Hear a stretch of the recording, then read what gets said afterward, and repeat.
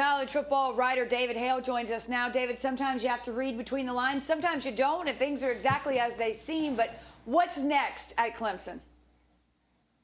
Yeah, I think what Dabo and the folks around Clemson would like you to believe is that what's next is exactly what we've seen already, that nothing changes here. Obviously, as the numbers show, this isn't DJ Uiagalelei of 2021. He's playing much better football so far this year. But the last throw that he had before he got benched, that looked a lot like 2021. And to me, I feel like that was sort of the turning point. Last year when DJ struggled, there was no plan B at Clemson. This year they have Cade Klubnik, who this is a hotshot recruit, has a very bright future there. He came in, we didn't see a ton of him. He threw 6 balls, including their 2-point tries, only completed 3 of them. But it was the spark that Clemson needed. I think the big question about what comes next is, how long is the leash for DJ? Because Dabo has been emphatic since the end of last season. He's the starter, he's the leader, and for good reason. But what Saturday showed is there is a point in which a change can be made.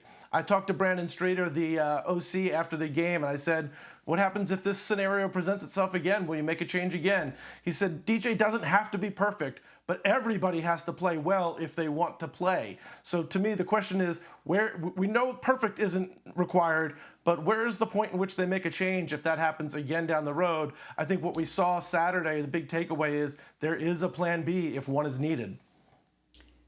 Huge differential, David, to have another option. That's the big difference. Thank you. I'm joined now by Sam Acho and Greg McElroy. And Sam, I think you can't underscore that point enough. So I'll ask it like this. Would you make a quarterback change if you were Dabo Swinney?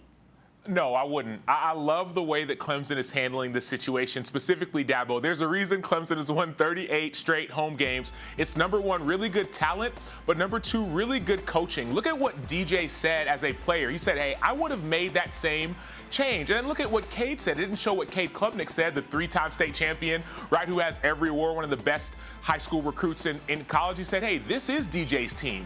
I'm following DJ's lead. And so, no, I would not make a change. I would keep DJ U at quarterback. And then if there does happen to be a point where you need to put a different quarterback in to win a game, then sure. But you do that for that game to win. Don't put a bunch of extra pressure on a quarterback that doesn't need it. All right, Sam, let's take a look now at the teams with the best chance to reach the college football playoff, according to the All-State Playoff Predictor. At the top, of course, number 1, Georgia, but number 2, Ohio State with the best chances. Number 3, Tennessee, and has the best odds, 5th best odds, behind Alabama, despite the undefeated record and win against them. These things sometimes, Greg, make you scratch your head, and that's why I asked this. I understand that Clemson won closer than a lot of people would have liked, certainly the Tigers, who trailed at halftime. Does this win, if you will, change the way they're viewed by the playoff committee?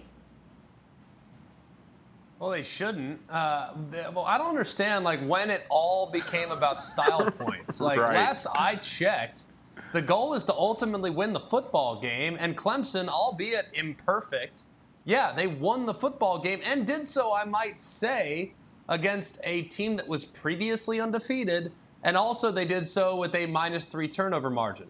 And by the way, it might as well have been -4 turnover margin because Syracuse's turnover was late in the game. So I guess I'm just trying to figure out, Sam, does close now, I thought it only counted in horseshoes and hand grenades. Now it counts in college football too?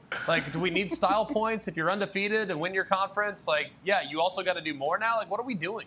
Yeah, no, we're not doing anything. And I love your point, Greg. You make a phenomenal point that people talk about, man, Clemson won, but it was close, and should they now be lower in the college football playoff ranking? No, I got a chance to meet last year with the selection committee. I actually was a part of a mock selection group. So we brought some people together, and we actually sat through the entire process of how they select players for the teams for the college football playoff. And one of the biggest criteria is winning your conference, a conference champion. And so, yes, Clemson didn't win in the fashion that people expected against Syracuse, but they won. And then now you have a chance to go and win your conference. And so the selection committee, even though you talk about the 4 best teams, they're going to pick an undefeated conference champion, i.e., let's say that's Clemson, over a 1-loss team in the SEC or in the Big Ten that does not win their conference. Thank you for watching ESPN on YouTube. For live streaming sports and premium content, subscribe to ESPN+.